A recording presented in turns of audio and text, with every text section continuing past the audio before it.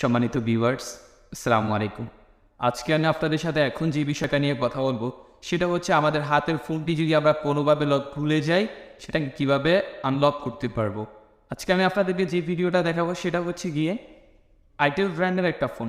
Itel একটা মডেলের জন্য না, আইটেল বেশ কয়েকটা ফোন বা বেশ কয়েকটা মডেল আপনি সেম প্রসেসে আনলক করতে পারবেন। তো কথা না বাড়িয়ে কাজে আসা যায়।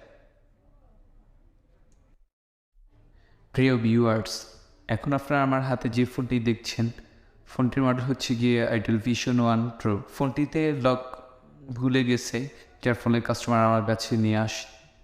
এখন দেখা যায় অনেক সময় আমরা এমন পজিশনে থাকি যেখান থেকে সার্ভিসিং সেন্টার থেকে ফ্লাশ করার মতো ক্যারিড থাকে না বা সময় থাকে না। আমরা খুব সহজে ফোনটি কীভাবে ফ্লাশ করবো সেটা দেখাচ্ছি। আপনি কি করবেন, আপনার ভলিউম ডাউন বাটন আর পাওয়ার বাটনটা স্ল্যাশ করে ধরে রাখবেন।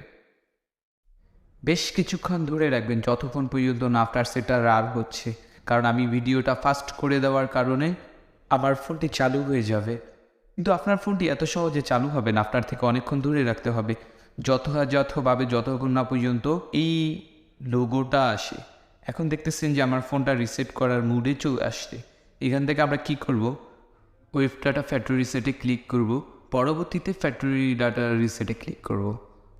আপনারা দেখতে পাচ্ছেন যে আমি ভিডিওটা আবারও ফাস্ট করে দিলাম, ওটা আপনাদের বোঝার সুবিধার্থে দিলাম।